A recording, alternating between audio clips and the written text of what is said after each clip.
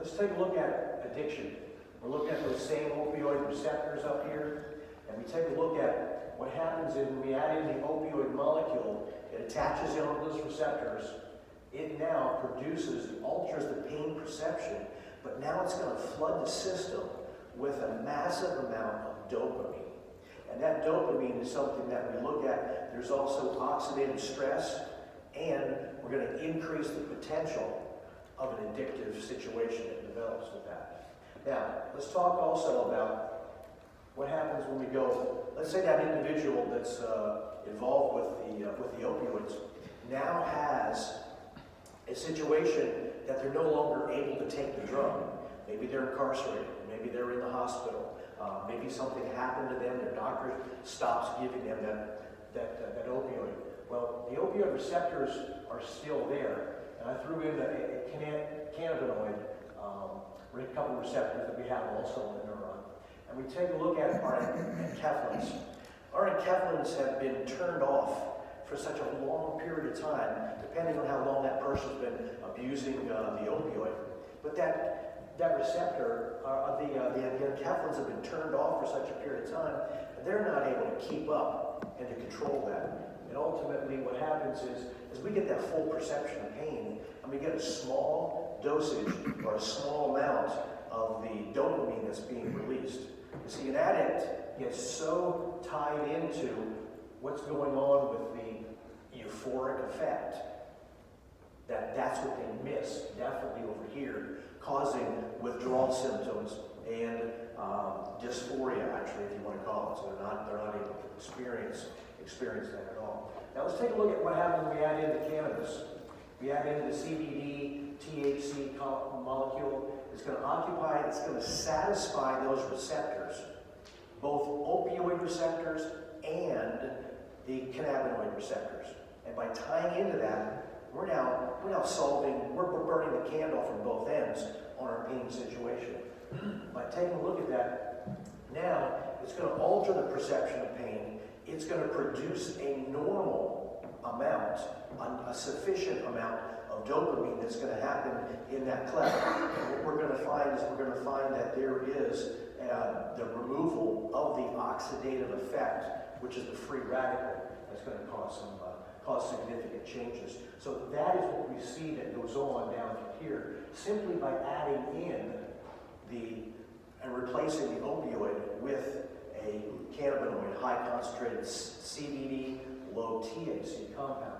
Now let's take a look on the other side over here and show you what happens as we went through. As Dr. Halassa mentioned, the oxidative stress, free radical, is now going to block and stop that receptor from being able to do its job. And let's say it happens on 2 of those receptors right there. What's going to happen to those receptors? Very simple. They're not used. They're going to die off. Well, if our body is used to this down here, and we want to continue to get that high and to control the pain over an extended period of time, what's going to end up happening is these receptors here are going to start dying off because of the lack of involvement, because the free radical is damaging it. And what we're going to notice is now the human body is going to, the mind is going to say, we need more opioid drug into our system to get that same effect at the bottom. And that's where a person then goes into overdose, because we just keep dumping it in. And we don't know when is too much. And unfortunately, what's happening is we're getting more and more free radical damage building up. And when it does that in the mitochondria, it's going to destroy that. It's going to cause significant problems.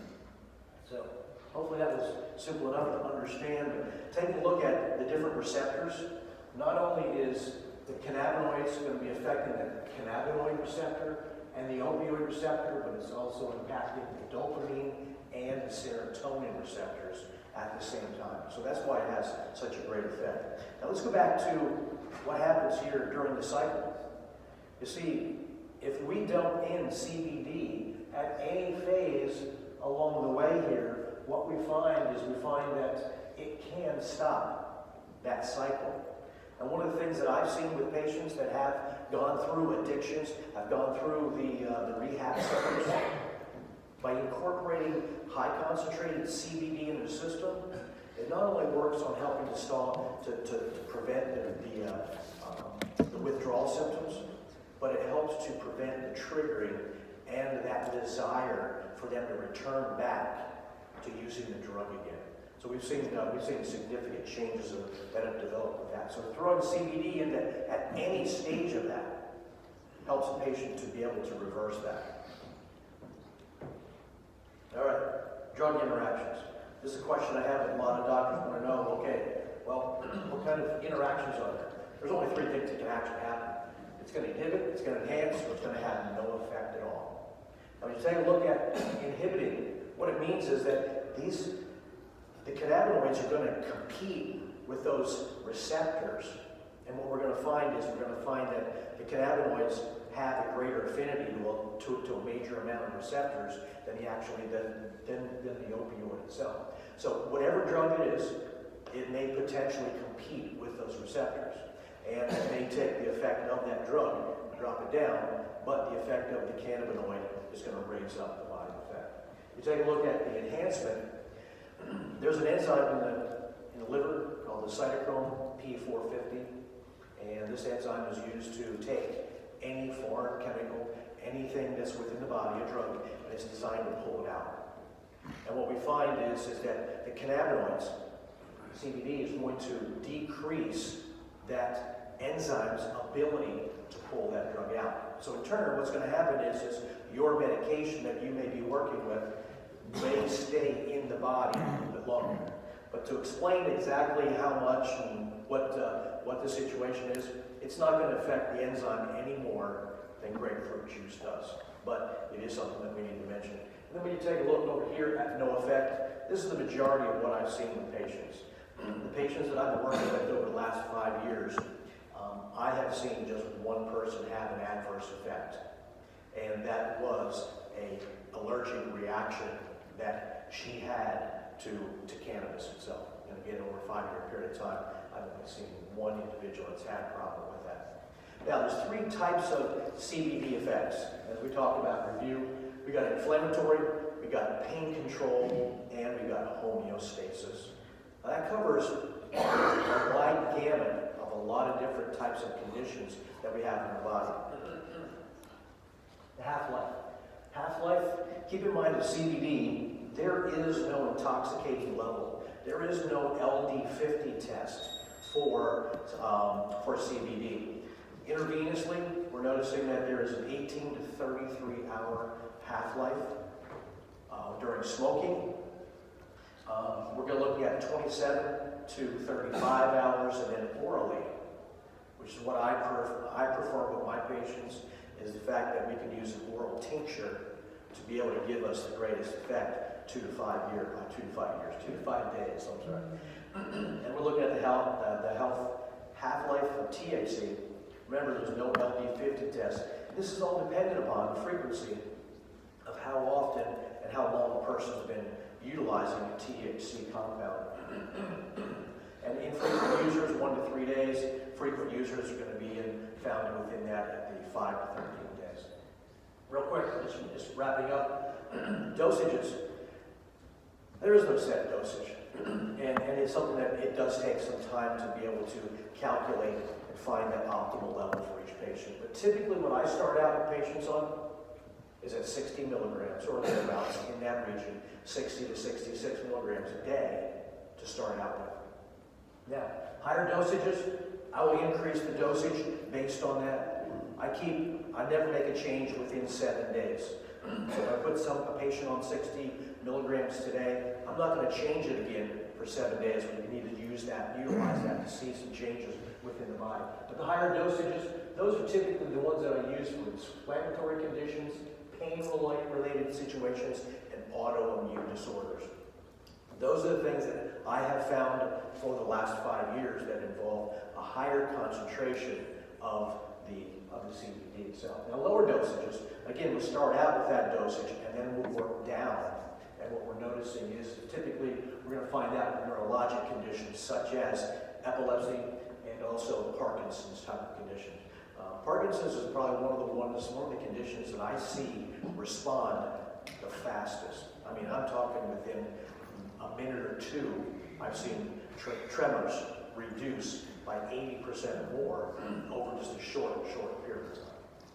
But that's what we're looking for. Now, why do patients turn to street drugs? Well, psychological situations, neurological, musculoskeletal, chronic pain, terminal condition. But the one that I see that most patients comment on, that is the fact that their doctor just doesn't listen to them. That's why they turn to that street drug. But understanding that opioids right now is a major situation. Opioids were designed for an acute situation, not for a chronic situation. So we see there's a lot of changes develop there. And we'll take a look at what goes on within the body. For some reason that picture didn't show up. But anyhow, what we're looking at is we're looking at something that is already within our system. It's something that can make a tremendous difference. Now, here's your solutions. If you want to incorporate or you want to investigate this, you can always make a recommendation if you happen to be in a state and send the patient off to the medical marijuana dispensary. But unfortunately, you don't know what they have. You can't keep up on it. In fact, they can't keep up on it because everything changes every single day. You send a patient in there, you're at the mercy of the person that works behind the counter on what their motivation is on helping your patient. Okay? Option number two, you can do like I did. I worked with some patients. I got so frustrated when I sent them out to get high concentrated CBD, the same thing that I had. I send them out to get this. But the problem is they go to the internet. And when they go to the internet, what do they buy? They buy the cheapest thing with a lot of the list that they can find. And I got so frustrated because my patients were coming in and I knew they should be seeing some changes with the dosages and the protocol that I put together for them. And we found no results whatsoever. Matter of fact, only 5% of the patients that I worked with initially had any results. I knew it should be higher than that. Well, my numbers have jumped up to 60% at this point, just over 62%. But what I'm noticing is that those patients that were doing that, I said, okay, you're buying the cheapest thing. You're not getting the effect you want because of that fact. So I said, what I'm going to do is I'm going to go out and I'm going to find the growers that grow the greatest product. I'm going to work with the formulators. I'm going to find the processors. I'm going to do the whole thing and put it together for my patients. That's option number two. You can do the same thing I did, or you can get involved with a group that is similar to what I've done. That we are able to provide that to help integrate that into doctors' offices. So the question here is do you want to be part of the solution with this opioid crisis, or do you want to lead the parade?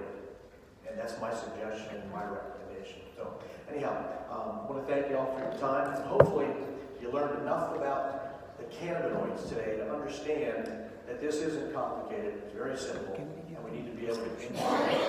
And if you can put it in your office, you've got it set up so that now you're in control of the results that your patients have. So, thank you. Very good as always. And just a couple comments about what he's talking about. In phytobiologics is what I like to term the endocannabinoid system, because the word marijuana has the negative stigma, and THC is seen as an illegal drug, rightfully or wrongfully. But really the entourage effect of the CBDs and the THC, you have to get the CB1 receptor going. The problem is when you get